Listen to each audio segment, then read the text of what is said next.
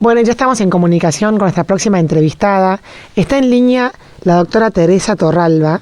Ella es jefa del Departamento de Neuropsicología de INECO, es doctora en neurociencias y además es docente en la Universidad de Favaloro, donde también es investigadora. Bienvenida, doctora, a Citas de Radio. Mi nombre es Elisa Peirano. ¿Cómo le va? Hola, Elisa, ¿cómo estás? Un placer estar con ustedes. Bueno, nos interesaba muchísimo el trabajo que hicieron en INECO sobre el tema del cerebro adolescente.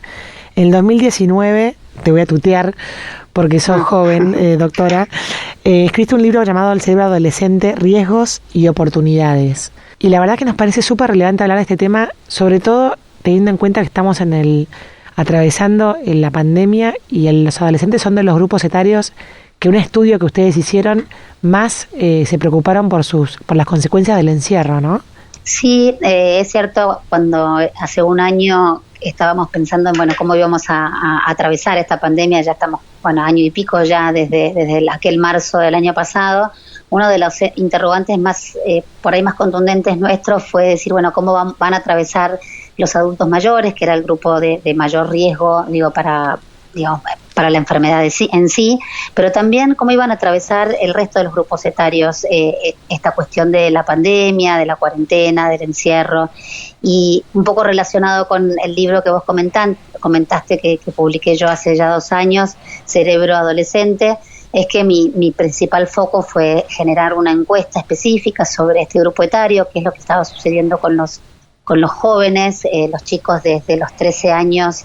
Hoy la adolescencia, y te hago un poquito de contexto, la adolescencia se ha extendido, arranca alrededor de los 12, 13 años y termina alrededor de los 21 años, es decir, esto se llama hoy la adolescencia extendida, porque el cerebro sigue formándose hasta alrededor de esos años, ¿no? Uh-huh. Y nos preguntamos qué es lo que pasaba en el cerebro adolescente con un contexto, con una vivencia tan diferente a lo que siempre ha sucedido como fue el año pasado, y encontramos en todas las estadísticas, tanto argentinas, nuestras propias, con el gobierno de la ciudad, hicimos una encuesta con UNICEF, y también en el mundo, que este grupo etario era el que mayor afectación tenía. En general, los porcentajes rondan alrededor del 70% de los jóvenes o los adolescentes que presentan algunas o refieren alguna sintomatología vinculada con el ánimo disminuido o con el nivel de ansiedad.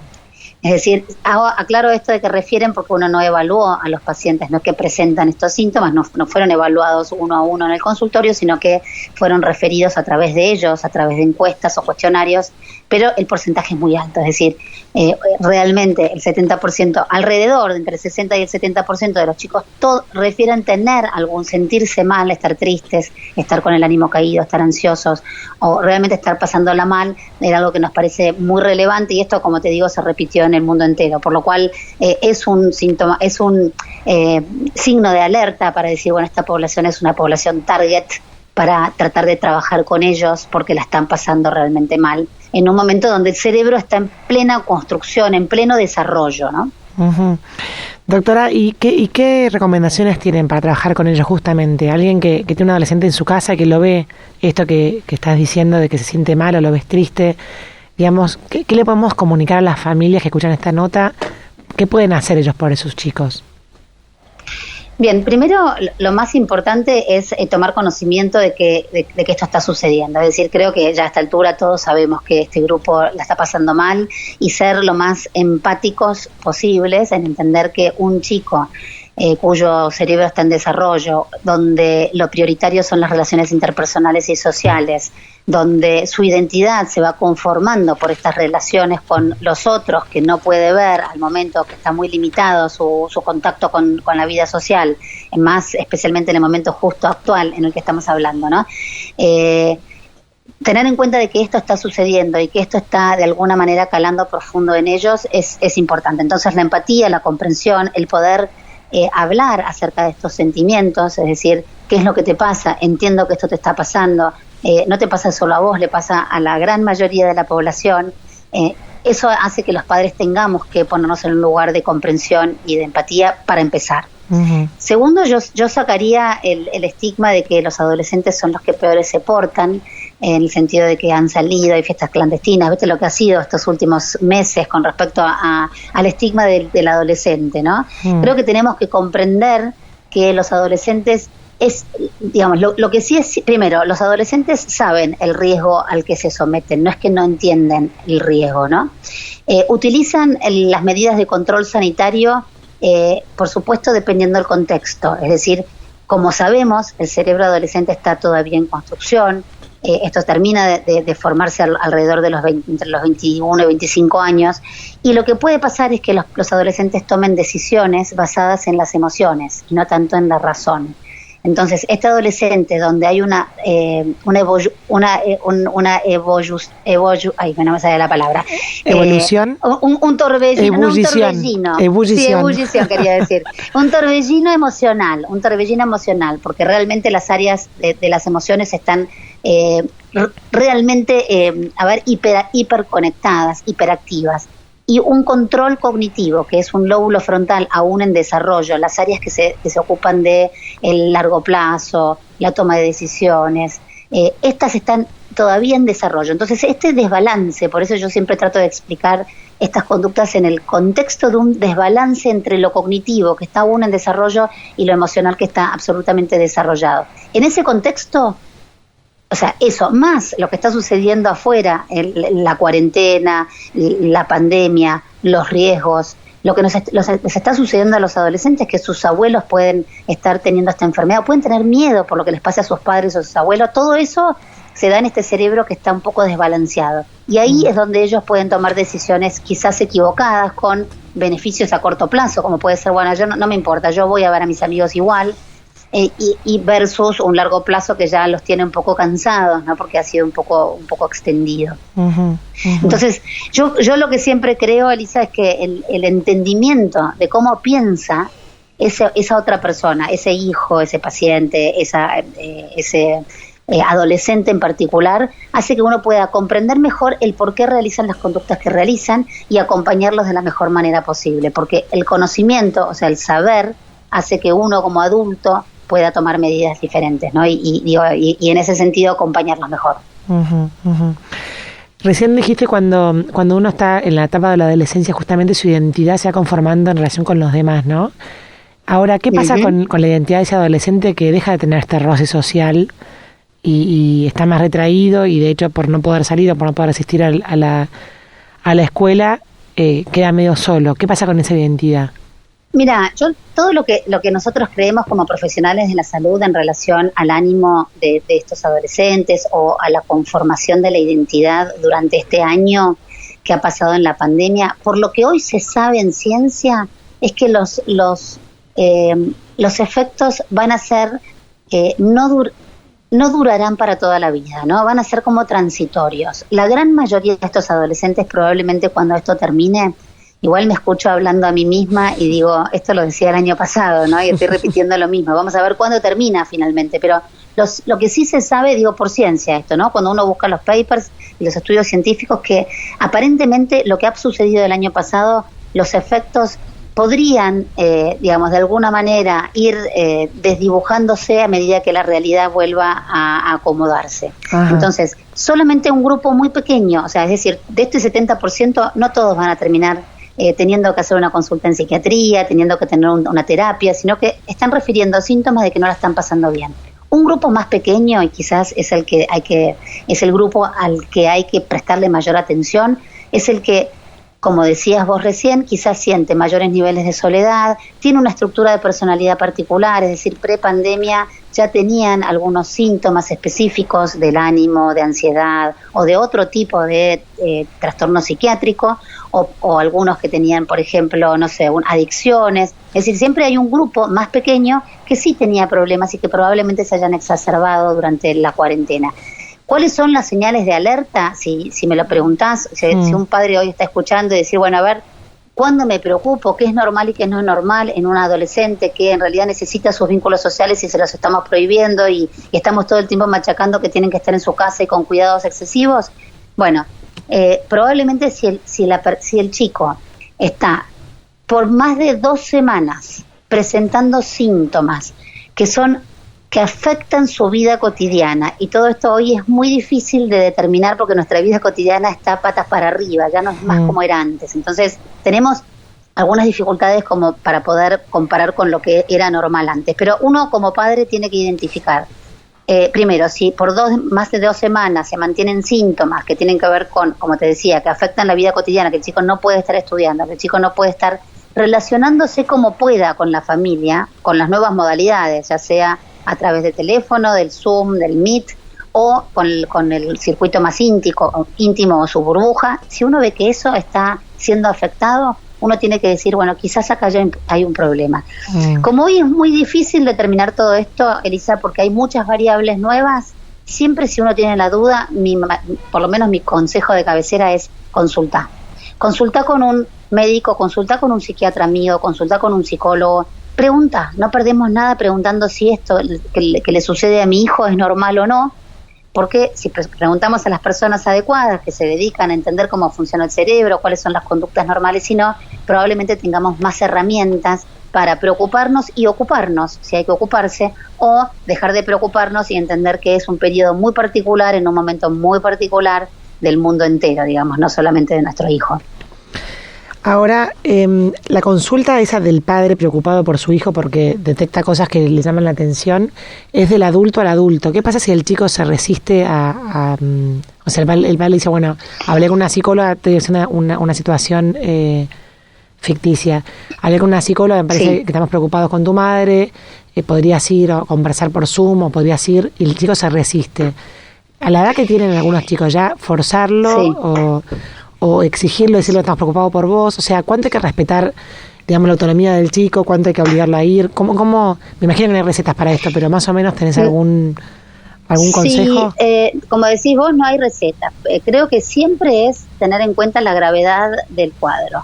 Si uno cree, vamos a empezar de lo más grave a lo menos grave. Si uno cree que su hijo está en riesgo, porque quizás pueda autolesionarse, porque está en riesgo su propia vida, llegando al extremo, ¿no? Que sabemos que esto también existe y hay que hablar de esto. En ese caso no hay mucha tutía, es decir, los padres toman una decisión acerca de algo que consideran que es fundamental y al chico se lo, entre comillas, obliga, entre comillas digo porque uno no lo obliga, pero lo convence de que hay que hacer un tratamiento o hay que tener una consulta. Creo que ahí no hay mucha duda, pero uno tiene que tomar conciencia de eso como padre, ¿no? De tomar el control.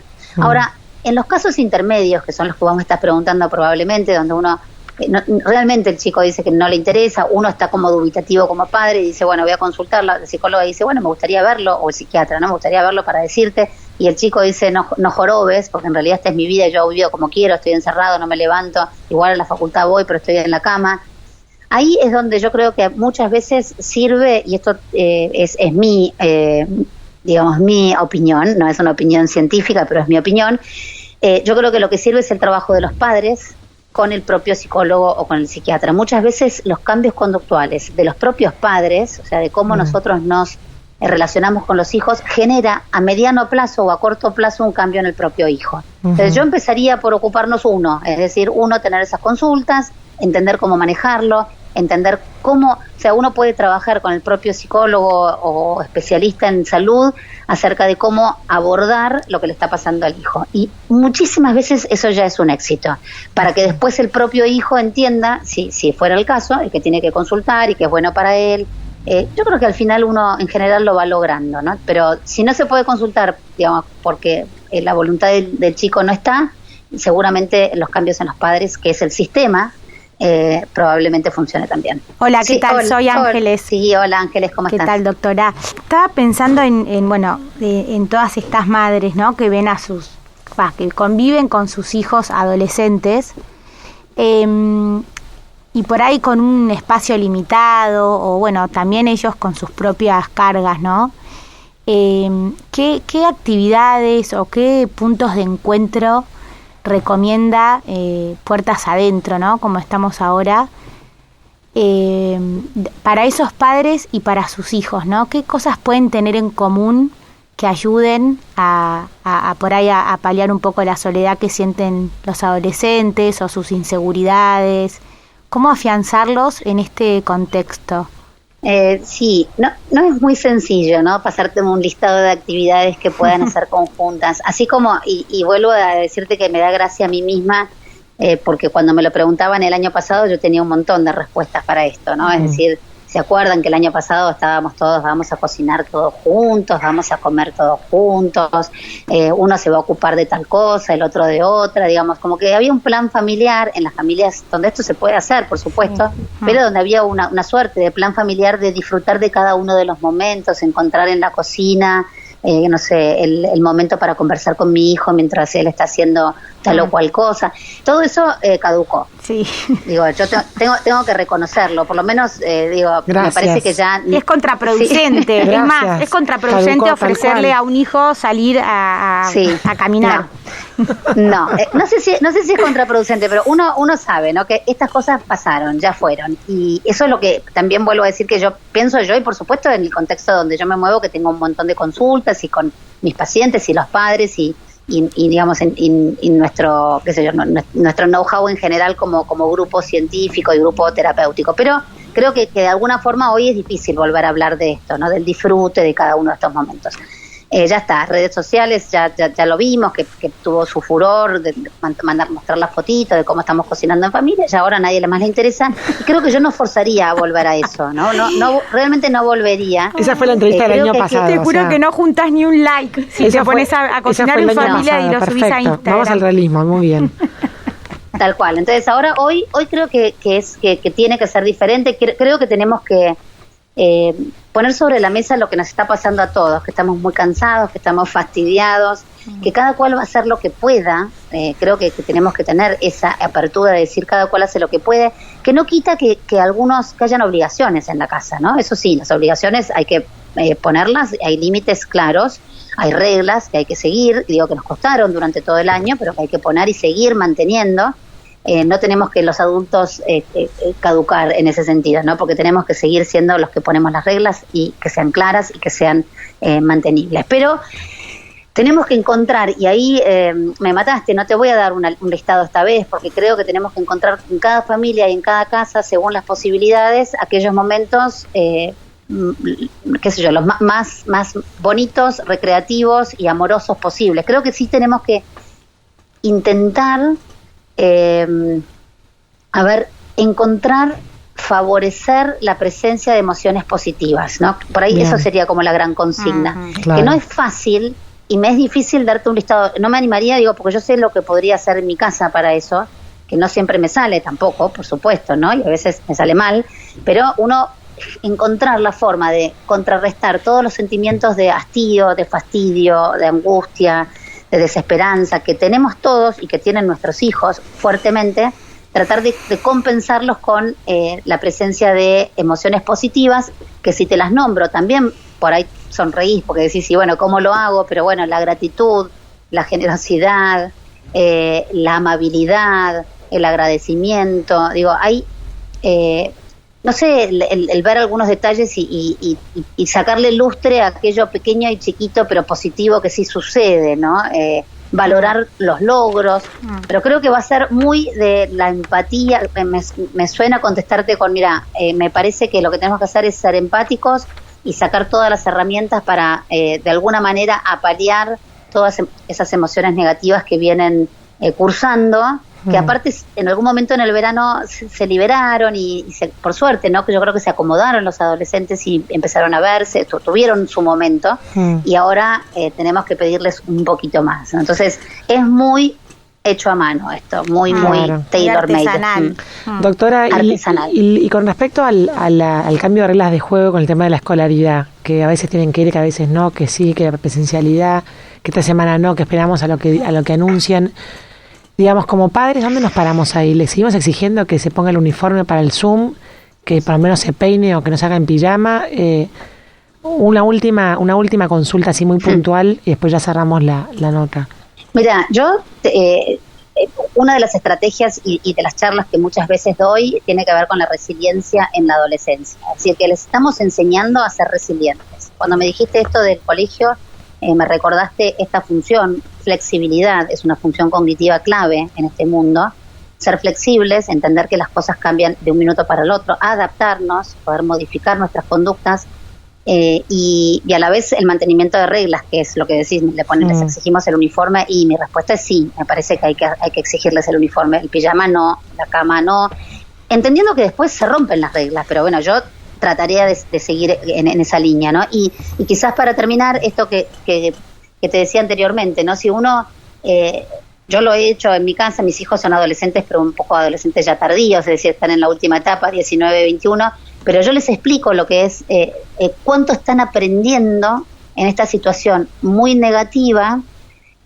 Ojo, no es una clase, ¿no?, que uno le dicta a sus hijos, porque si no es un plomo, pero digo, cómo ir mostrándoles que la flexibilidad que han tenido, la capacidad de adaptación, que la capacidad de tomar decisiones rápidas y de moverse rápidamente, que todo esto, este funcionamiento ejecutivo puesto en acción, son las herramientas para, por supuesto, las redes sociales, en el sentido de los amigos que tienen, ¿no?, y que hay que solidificarlos, no tantos amigos en Facebook, tantos likes, sino más bien tener conversaciones profundas con la gente que ellos quieren. Todo eso los va a hacer más resilientes y probablemente sean, para mí, herramientas impensadas que los chicos adquieran tan rápidamente para su futuro, digo, ¿no? Esto realmente es un capital mental adquirido, ¿no? Si uno trata de buscar la parte, siempre buscando el lado positivo de la situación actual, ¿no? Realmente lo creo, y eso hay que transmitirlo, porque bueno, uno puede empoderarlos en ese punto, ¿no? Perfecto. Bueno, la verdad, doctora Teresa Torralba, ha sido muy amable y la verdad que espectacular todo lo que charlamos. Espero que esta nota le sirva a muchas familias que están pasando por momentos difíciles. Bueno, muchísimas gracias a todos, un placer y cuenten conmigo siempre. Quedamos en contacto, muchísimas gracias. Adiós, chao. Bueno, y así pasaba por el micrófono del programa la doctora Teresa Torralba, jefa del Departamento de Neuropsicología de INECO. La verdad que muy, muy útil esta nota para saber cómo hablar a nuestros niños adolescentes.